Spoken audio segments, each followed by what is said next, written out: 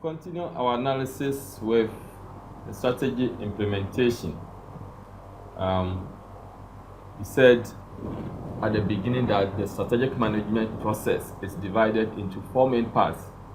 The strategic position, which looks at both internal and external analysis, that's the environmental scanning.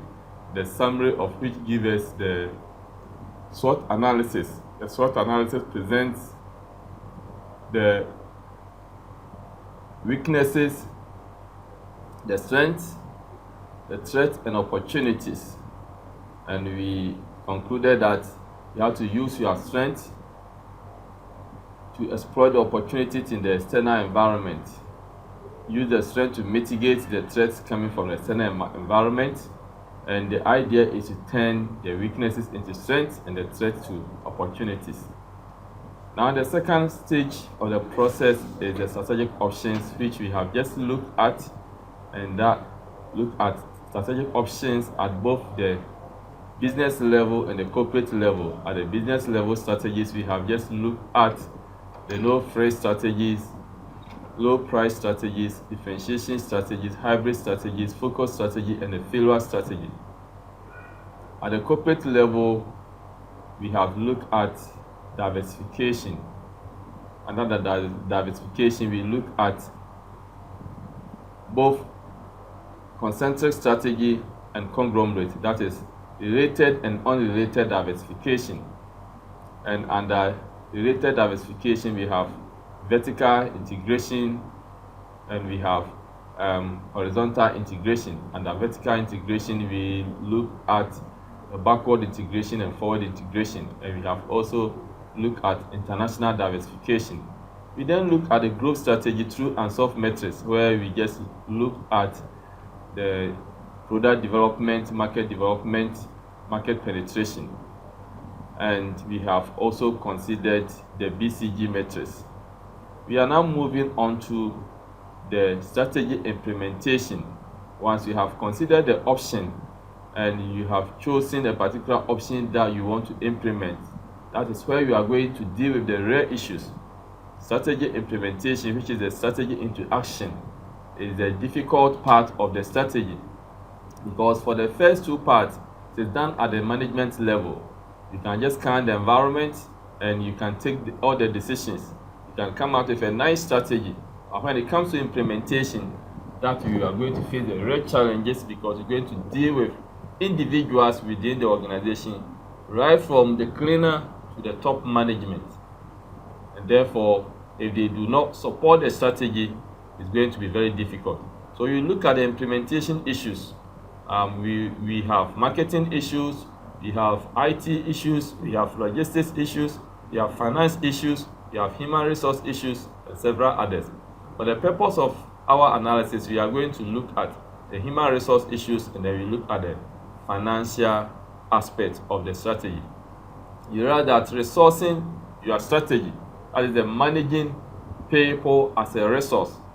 You come out with a nice strategy, but do you have the human resources to support the implementation of the strategy?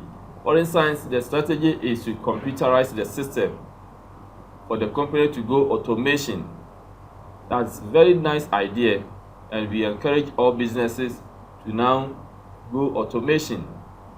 But have you trained your employees to be able to use the new technology that you are implementing?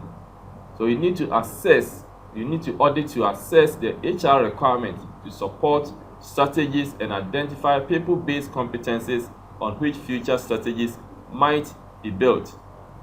After introducing or identifying the strategy, you need to assess the people within the organization. Do they have the skills and capabilities to help you to implement the chosen strategy? That's why in some cases, when organizations try to implement a new strategy, you realize that some staff are being laid off and new ones are being employed. Let us remind ourselves when Vodafone took over Ghana Telecom. As soon as Vodafone took over Ghana Telecom, some of the employees were laid off. Some people were recruited from outside, the expatriate workers, and some people were also recruited internally from Ghana. Why did they do that? Because Vodafone came with a new technology. They changed all the old machines that were being used by Ghana Telecom. Now the new systems that they put in place, it was not everybody working for Ghana Telecom who could fit into this new strategy and use the new technology. So such people were laid off. Whilst new people with new ideas that could help to implement the new strategy were recruited from outside, and we call these people the expatriate workers who came in to help Ghana Telecom, and for that matter Vodafone as the new owner, to implement the new strategy. So when you are introducing the strategy, you need to audit to assess the HR requirement to support the strategies, and then also to identify people-based competencies on which future strategies might be built. Having done the audit to assess the HR requirement, you need to set goals and performance assessment for individuals and teams. So now companies are moving away from individual achievement to teams achievement. That is not to say that individuals' contributions are not recognized, but in order to achieve synergy, companies are now placing emphasis on teams achievement.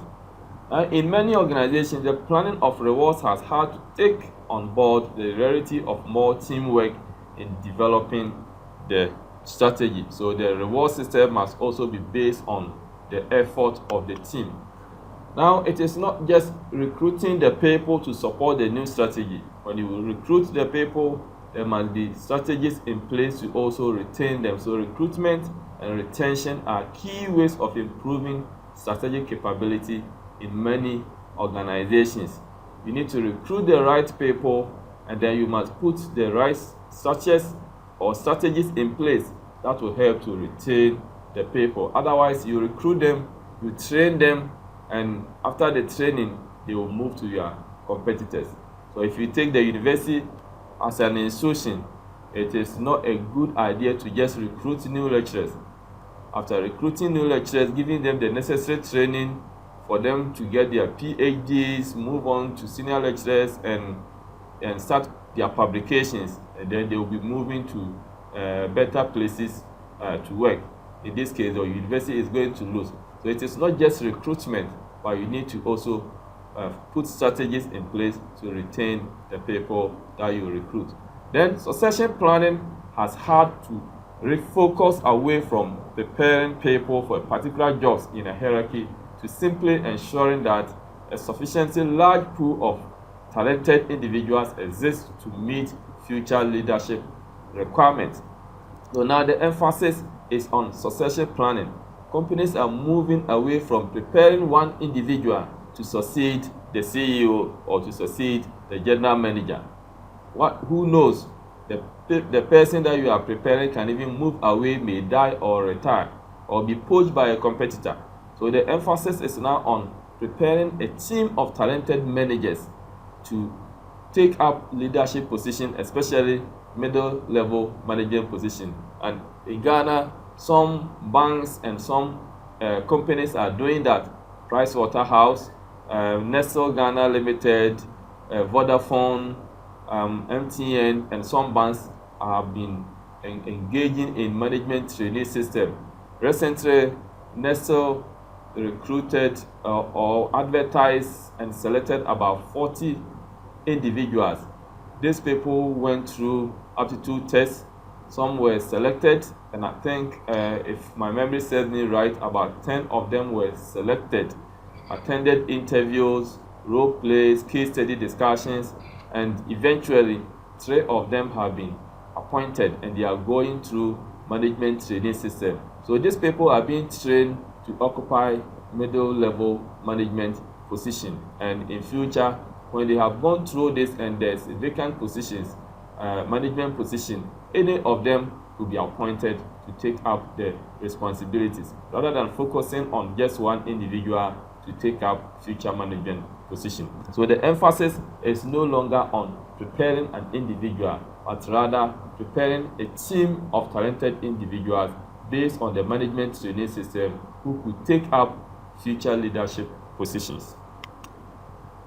Then also, when there is an existence of uniquely competent individual in an organization, that can bring sustainable advantage if those persons' knowledge can be spread in the organization.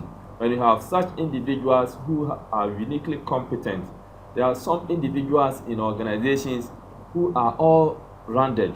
They have skill sets in several areas. They are good in problem solving, they are good in people's management, they are good in financial control, they have cost cutting skills, and they have negotiation skills.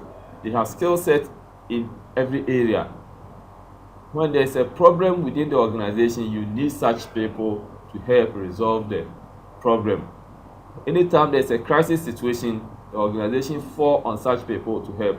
And anytime such people are not there, create a vacuum within the organization. So when you have such an individual, how do you ensure that the knowledge of such persons remain with the organization? Eventually, such people may retire, they may die, or they may leave the organization. But when they are leaving, how do you ensure that they don't leave with the knowledge that they have? You can retain the knowledge through the mentorship system. When you create a mentorship system, you may have about 6 to 8 people to work under such an individual. One person may be learning about the people management skills, one person may be learning about his problem solving skills, one person may be learning about his negotiation skills, one person may be learning about the financial control skills. So you realize that the knowledge is retained with the organization, this time not in the head of only one person, but different individuals who went through the mentorship system learn different aspects of this great man. So eventually, when such a person leaves, you still have the knowledge residing with the organization, but this time in the head of several people within the organization. So for instance, if somebody learned about the people management skills, decide to leave the company, then it is easier for the company to advertise to recruit somebody with people management skills, so that that skill will come back into the organization, and the organization may have the knowledge that can help to move the business forward. Now, training and development. The strategic organizations are moving away from giving scholarships or sending people for formal education or formal training and coming back. In the past, when you get your appointment letter, it is stated that after working with us for 3 years, you qualify for study leave.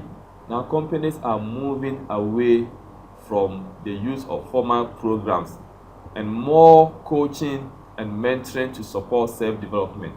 Now, they identify specific skills that they need, and then they can send 1 or 2 people to go and learn that specific skills. It can be 3 months, it can be 1 month, it can be 6 months, and then you bring the skills back.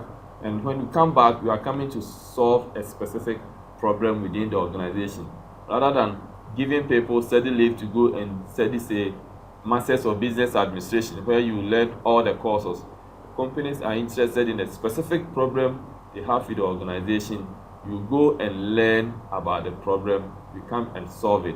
So you realize that the HR department has a very important role to play when it comes to strategy implementation, but they are expected to recruit the right caliber of personnel that can fit within the organization to help implement the strategies. Now let us move on to managing finance. Finance and the way that it is managed can be a key determinant for strategic success. There are 3 broad issues that organizations of all types face. 1, managing for value. 2, funding strategies. And 3, financial expectations. So we are going to look at these 3 aspects. Managing for value. Managing for value is concerned with maximizing the long-term cash generating capability of an organization. So value creation is determined by 3 main issues: funds from operations, investment in assets, and financing costs. So we look at these 3 aspects. If you look at the diagram there, how to create value for the organizations, it is very simple. the bottom line of managing for value is to make the business more profitable. And to make the business more profitable, you have to look at your value drivers. These are the activities that add value to the organization, activities that bring in revenue to the organization. Then you need to also look at your cost drivers. These are the activities that drive costs within the organization, activities that increase the cost of the organization. So the main aim of your strategy is how to increase the value drivers, how to increase the revenue generation for the organization, and then also how to bring the costs down. By doing so, when costs are going down and revenues are going up, then of course the business is on the path of profitability. So you look at the diagram on your screen, you will see the value drivers and then you see the cost drivers.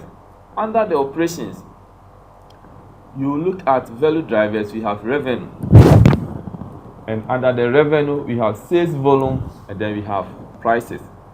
You need to focus on how you can increase your sales volume. And how do we increase the sales volume? You must go back to the Ansoff matrix that we discussed. You realize that under the Ansoff matrix we talk about the growth strategy, market penetration. Market penetration can help you to increase your sales through advertising, through promotions, and buy one get one free, twin pack, and what have you. By doing so, you'll be increase your sales volume. So you can use market penetration strategies. You can use market development strategies, trying to identify new uses for the existing product or finding new market for the product. By doing so, you'll be increasing your sales volume. You can also adopt diversification as a strategy. If you diversify, you are increasing your market base, thereby increasing your market share. Through that, you will increase sales volume. You can also increase your sales volume through new product development. So these are all issues that you have to look at in order to increase your sales. And by doing so, you are adding value to the organization. While trying to increase your sales volume, it's important that you also adjust your prices from time to time. Costs will be going down. The economic situation may suggest that prices have to be adjusted. So you need to adjust your prices upwards from time to time in order to bring in more revenue. So you realize that these activities will help you to increase your sales volume, and it will help you to increase your prices, thereby generating more revenue for the organization. While trying to increase your sales volume and increasing your prices to increase your revenue, you must also look at your cost drivers. And as I said, these are activities that increase your cost. You have to look at your operational costs. Under the operational costs, we have direct costs and we have overhead costs. The direct costs can be direct raw material costs or direct labor costs. In Ghana, generally, direct labor costs have been identified as a significant proportion of the cost of every organization. In the public sector, the government is always crying because the public wage bill has been quadrupled. And if you have followed the current trends in the country, there have been even an embargo on employment because of IMS conditionalities, or because our public wage bill has been going up. So as a manager, how do you ensure that this component of the cost is going down? You can do so through the use of an appropriate technology. If you introduce appropriate technology, it can help you to bring your costs down, thereby generating more revenue. If you remember the EasyJet strategies that we discussed, the case study that we discussed earlier on, we said that EasyJet does not use the middlemen. They have used what we call the forward integration to eliminate all the travel and tour operators. They are selling their tickets directly to their customers. By doing so, they have eliminated the middlemen, and by doing so, the cost or the commission paid to the middlemen are eliminated. So you realize that it will help them through the technology. They are able to bring their direct labor costs down. And we also said in that case study that the EasyJet does not use office spaces. All tickets are bought online, and in the case, about 95% of their tickets are sold online. It means that they don't have offices to sell their tickets to the individual customers. Because of that, they don't pay any staff for issuing tickets. They have eliminated the cost component, so that will bring their direct labor costs down through the use of appropriate technology.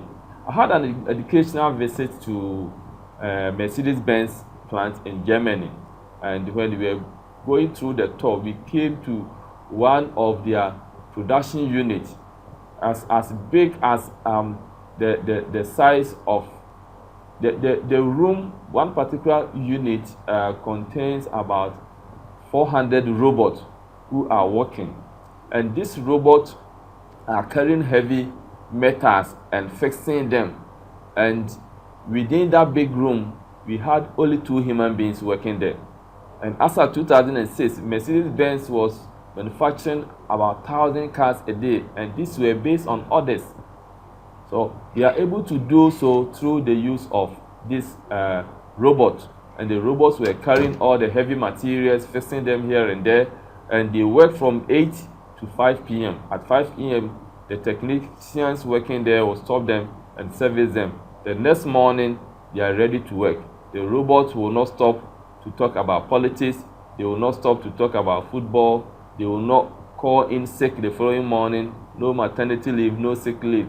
So through that, they are able to increase their production significantly, and that's why they are able to produce or manufacture 1,000 cars a day based on orders. If they were going to use human beings, you ask yourself, how many people do they have to employ to be able to manufacture 1,000 cars a day? In Ghana, if you give your car to a mechanic to work on it for you, just a small program, it can take about a week for them to finish. But through the use of technology, using robots make it necessary for them to manufacture 1,000 cars a day. So through the use of technology, you can bring your direct labor costs significantly down. Then you also have to look at your overhead costs. These are the overhead expenses, including the lighting, the heating, the air conditions, the fuel, and the printing, and what have you. So it is important that as a manager you find an innovative way of bringing this cost down. Sometimes on Fridays, the tanks of the vehicles are full. By Mondays, the tanks are empty. Individuals take their cars home and they use it to attend funerals, attending pubs and weddings, and by Monday, the tanks are full. Who pays for this? Sometimes the lights are left on when it is not being used. Unnecessary use of the facilities within the organization. The manager has to check and make sure that there's proper internal control systems in place to check all this. So when you are able to control your overhead costs and direct labor costs, then you will be able to bring your operational costs down. Then coupled with the revenue generation, then the company will be bringing the overall cost down and the revenue will be going down, thereby making the business more profitable. Then in the second scenario, you need to look at the investment, and this is looking at disposal of fixed assets. Sometimes the company has bought a new vehicle for the manager, or they bought a new machine. The old ones will be there at the mercy of rain and sun and rain and sun.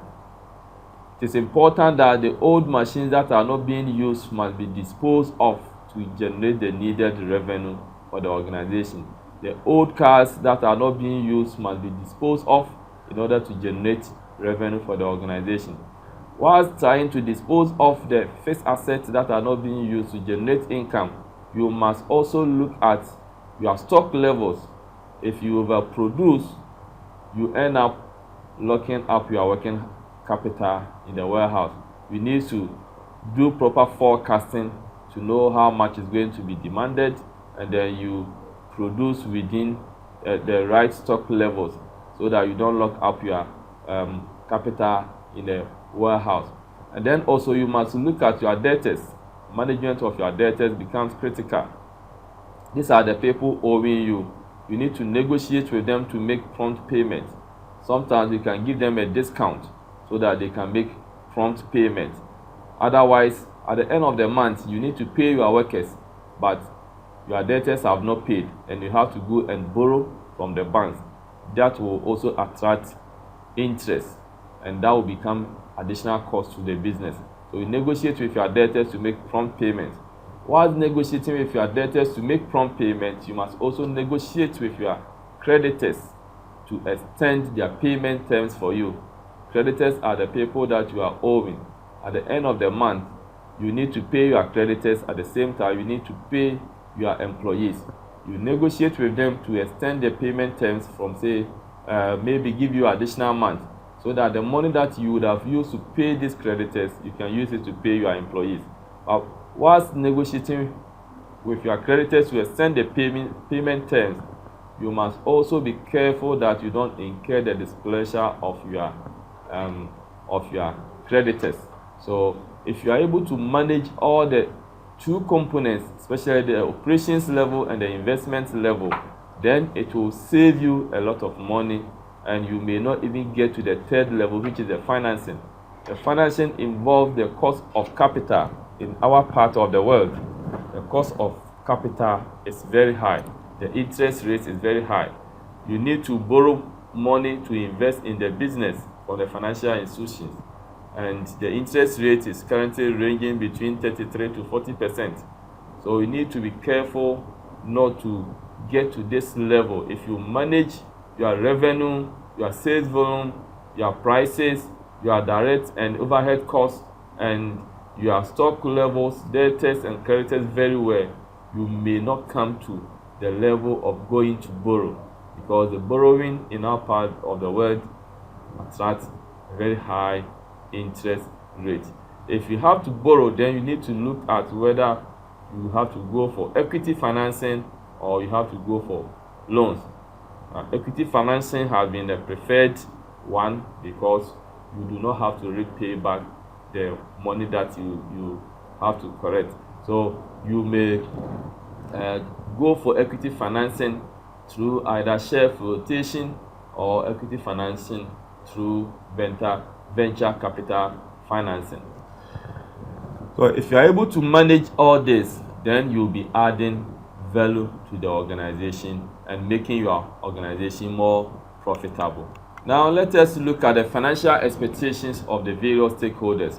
While trying to manage to add value to the organizations, sometimes we tend to forget about the expectations of the stakeholders, but you must know that without these stakeholders, the business cannot be making profit. We need the support of the stakeholders, and the various stakeholders include the financial institutions, as the bankers, your employees, your customers, the community, the government, the shareholders. You must take their interest into consideration while trying to manage to add value to the organization. So what are the interests of the financial institutions? These are the providers of interest-bearing loans. Your ability to pay back the loan is paramount. They are also interested in the survival of the business, so that you can continue to borrow from them and then pay with interest. You must also look at the suppliers' interests. These are the people supplying to the organization.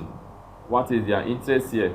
They are interested in confidentiality, your ability to pay back the supplies that they give to you, and then also the survival of your business, so that you can continue to do business with them. Employees also have their interests. You put up a nice strategy. The strategy is helping you to generate more revenue for the business. Have you considered the interests of your employees? They sit back and ask themselves, what is in there for us? So your strategy must take care of the interests of the employees. Employees are interested in the survival of the business. They are also interested in their job security. you must also think about your community. The community is interested in job creation.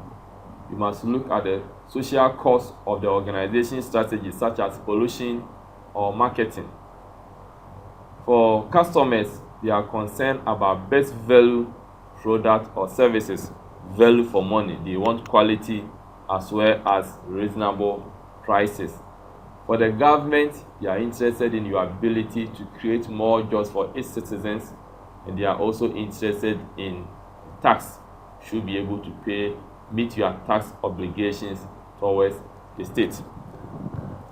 Now let us move on to managing strategic change. Strategy is all about managing a change, introducing and managing a change. In today's environment, organizations need to change to survive. Organizational change is therefore the movement of organizations away from its present state towards desired future state to increase effectiveness. So organizations of all types need to change to be able to survive. However, as human beings working for the organization, we are resistant to change. Human beings are not willing to change unless there is a compelling reason for the change. So to be able to be successful in implementing the change, you should be able to communicate why there is a need for a change to the employees so that you can have their support. If you can recall, when Vodafone was taking over Ghana Telecom, the first time in the history of this country where we decided to sell a state-owned enterprise, and employees went to the street to demonstrate in support of the government decision to sell Ghana Telecom. Why? Because the management were able to communicate the need for the change. Probably the management would have told the employees that now we are not performing. The government is saying that it's not going to support us in terms of payment of our salaries, and other players within the industry such as MTN, Tigo, and others were taking the market from Ghana Telecom. Ghana Telecom was using outdated technology and machines. They needed capital investment. The salaries of employees were very down.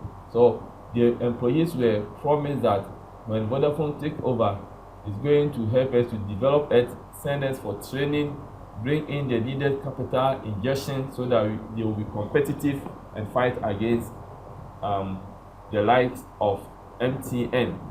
As a result, employees were convinced and they went on demonstration in support of the decision to sell Ghana Telecom. So as I said, the first time in the history of this country where employees are on the street to support government decision to sell state-owned enterprises.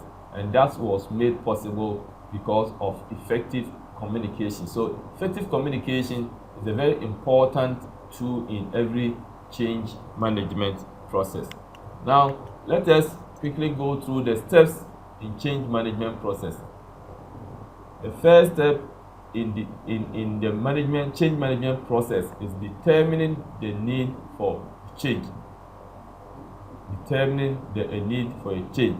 So the first step in the change management process involves determining the need for a change, analyzing the organization's current position, and determining the ideal future state that the managers would like it to attain. So when you analyze the current position and you determine the future, then you'll be able to know whether there is a need for a change or not. So after determining the need for change, there is a need for you to identify the obstacles to the change. So that is the second step in the change process involves determining the obstacles to change. Managers must analyze the factors that may prevent the company from reaching its ideal state. Obstacles to change may be found at 4 levels in the organization: corporate, divisional, functional, and individual levels. Sometimes the obstacles may come from even among the management team. It may come from the lower level, it may come from the middle level management team. For obstacles For instance, who should actually carry out change. That is the implementing the change stage at the third step in the change management process. Change raises several questions. Who should actually carry out the change? Internal managers or external consultants? Generally, there are two main approaches to change: top-down or bottom-up change. Sometimes the change may raise several questions. Who should lead the change? It becomes critical sometimes to bring in an external person, especially when the management is divided. They don't know which approach to take, or when some people have personal interest. Then it is important that you bring in an external consultant who can bring an objective view so that you can lead the change process. Or sometimes there are no expertise within the organization, and it makes sense to bring in an external person to come and lead the change. Otherwise, if there are expertise within the organization and management can agree, then it is advisable to appoint somebody from within the organization to lead the change rather than going for an external consultant. In some cases, you bring in an external consultant to lead the change. The external consultant will come in and rather depend on their internal expertise to actually carry out the change. So it is important that the organization will look at its situations critically to be able to identify who should lead the change. Should the change be top-down approach or it should be bottom-up approach? With a top-down approach, the change task force analyzes how to alter strategy and structure, recommends a course of action, and then moves quickly to implement change in the organization. In the case of bottom-up change, however, the process is much more gradual. The change task force consults with managers at all levels of the organization before implementing the change. Now, the final level of the change management process is evaluating the change. So the last step in the change process is to evaluate the effects of the changes in strategy and structure on organizational performance. The company must compare the way it operates after implementing the change with the way it operated before introducing the change. Let us look at some change levels. For every change, there must be clear understanding of the need for a change. And I explained this earlier on, that there must be a reason for a change. Human beings are difficult, and it is difficult for human beings to support every change because human beings don't want a change generally. So to be able to introduce a change, there must be a clear understanding, a clear need for the change, and this must be communicated well to the individual employees within the organization. Quality of leadership is important in introducing and managing a change within the organization. People are already suspicious about what we want to implement, so the manager must have the skills to be able to manage the employees to support the change. Commitment or sponsorship is very important. There must be clear vision of future strategy. Education and training is an important component. Effective communication, measurement system, infrastructure, reward systems, and skills of the change agent are all critical. There are some maxims to live by. For every change, communicate, and communicate. I've mentioned communication as a very important tool when it comes to change management. And communication to employees was a reason why employees of Ghana Telecom supported the decision for the government to sell Ghana Telecom to Vodafone, because there was an effective communication. So for every change, effective communication is very critical. Continuous improvement is critical for survival. When you are making progress, you need to work towards improving it on the standard. So you need to continue to work hard in order to get to your future destination. You need to walk the talk as a manager You don't say that as part of the new strategy, everybody must report to work at 8 and then you come at 9. As a manager, when the decision is that everybody must report at 8, you should be there at 7:30. And when employees come and your car is already parked, you are in the office, they tend to run to their offices. So you need to walk the talk. You don't say one thing and you expect the employees to follow whilst you do another thing. Keep trying until you get it right. For to be able to introduce and implement a change within the organization, it is not an easy task. Sometimes you are going to get people who are going to criticize you because they think that it will not work. And indeed, sometimes you implement the change, you get to the middle of the road and the going becomes very, very tough. If you are not careful, you will make a U-turn, and that is where your critics are going to take you on. When you get to that point, you need to continue to work hard. You need to keep trying until you get it right. When the future becomes dim, you still need to think outside the box and get it right so that you get to your future destination. When everything is successful, we need to celebrate success together. And the key word here is that you must use the word we. Don't say, yes, I told you I'll do it. Here you are, I have done it. You need to celebrate success together. You must say that we have done it. You share the success with your employees. Create ownership and involvement. We have done it. Without you, we couldn't have done it. We all came together and we all did it. So create ownership and involvement. And then, of course, we must also hold people accountable for their stewardship. At this point, we will be looking at the final level of the strategic management process, and that is strategy, evaluation, and control. Strategy, evaluation, and control. Of course, you go through the process of developing the strategy, you consider all the options, you deal with the implementation and all the issues involved in the implementation. You must also evaluate the performance. You must put control systems in place. So strategy evaluation is that phase of strategic management process in which top management try to ensure that a strategy formulated is being properly implemented and is meeting the objectives of the enterprise. It is that phase of strategic management process in which top management try to ensure that the strategy formulated is being properly implemented and is meeting the objectives of the enterprise. In today's business, it is increasingly becoming difficult to measure or evaluate people's performance due to a dramatic increase in the environment complexity.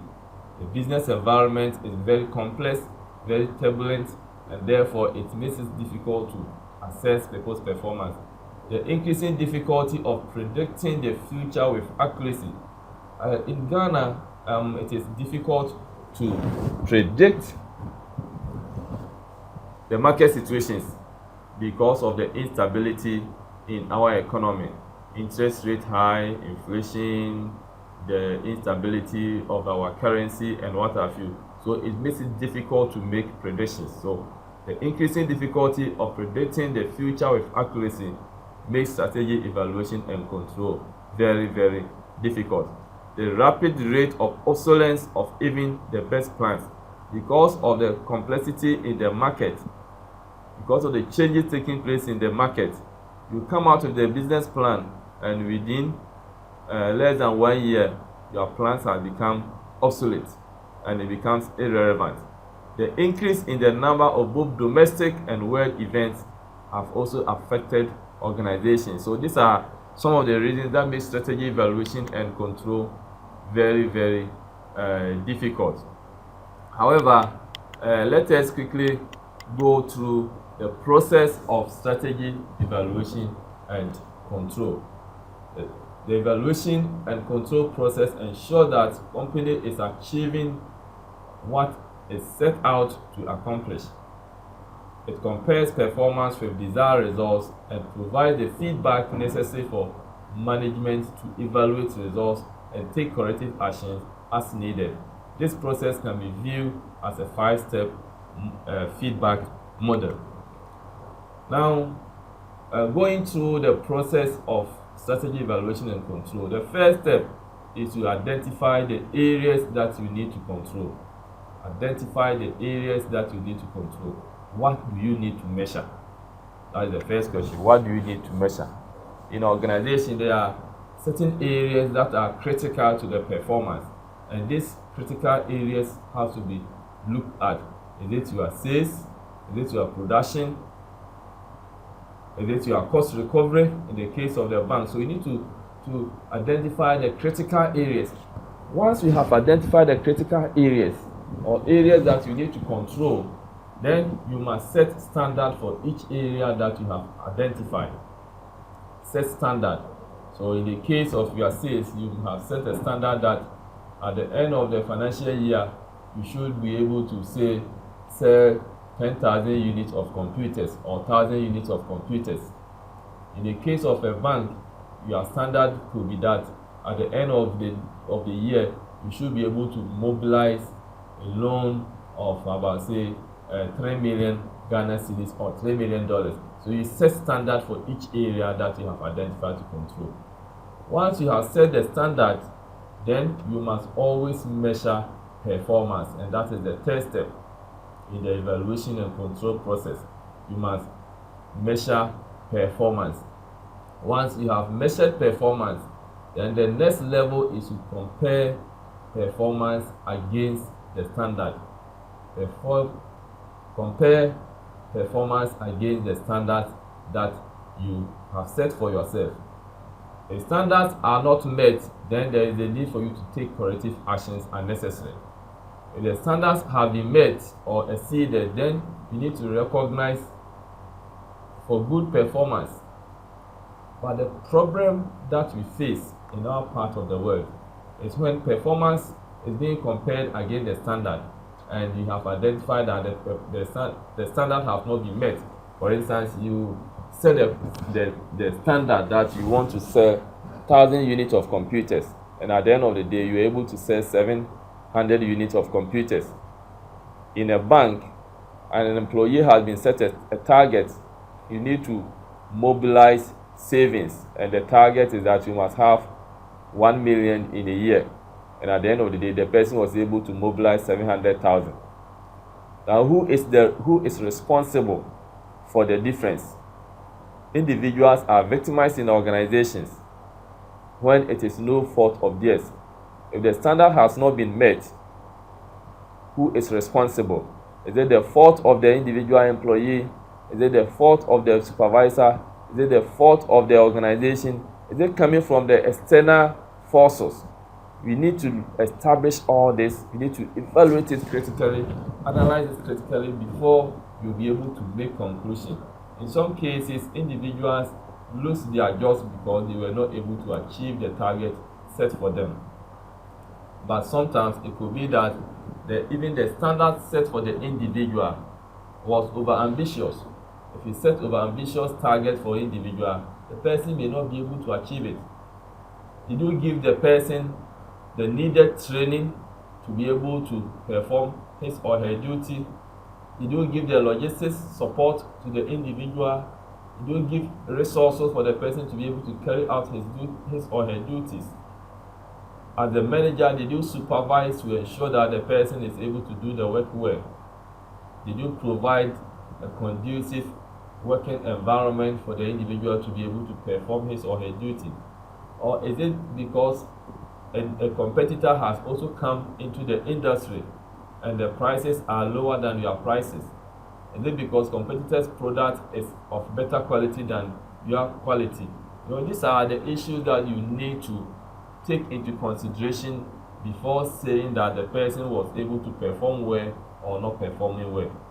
So once all this have been considered and it is the fault of the individual, probably you need to identify the training needs of the individual and provide appropriate training for the person to be able to perform better.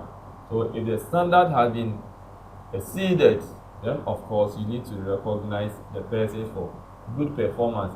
Even here, the fact that the person has exceeded the target does not necessarily mean a good performance. It may probably mean that the standard set for the individual was far below the person's abilities, and therefore that must also be looked at. So if the standard has been exceeded, then recognize for good performance, and that can go with reward system, promotion, and then you adjust the standard and measures as necessary so that the person can be set a new target. So that brings us to the end of strategy, evaluation, and control, and that actually brings us to the end of the strategic management process. So in summary, we started with evolution of strategic management, and we trace to the history of how strategic management evolved, how it started in Greece and adopted by the military, and later business world also adopted the concept. We also look at definitions of what strategy is.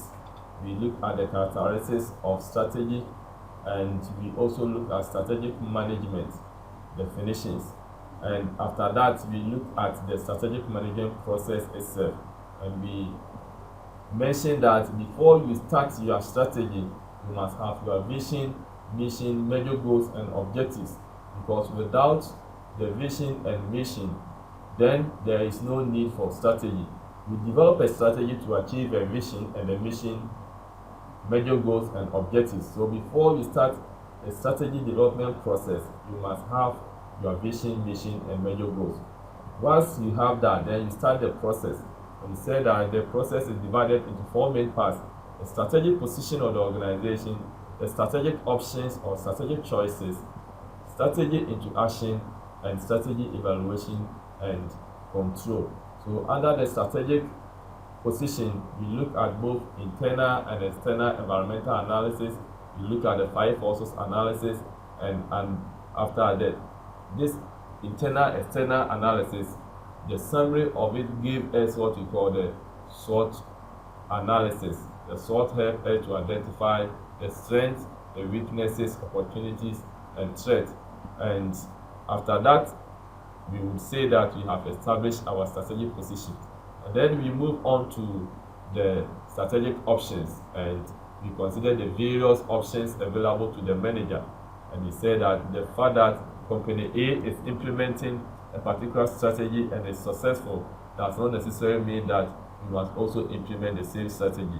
The strategy that you implement must depend on your own circumstances, your strengths, weaknesses, opportunities, and the threats. So after considering the options, then we move on to strategy implementation. We have looked at the BCG metrics. We have also looked at managing human resources. We have looked at managing finance, and we have looked at managing strategic change before moving on to strategy evaluation and control. So this will bring us to the end of our discussion on the strategic management process. I wish you all the best.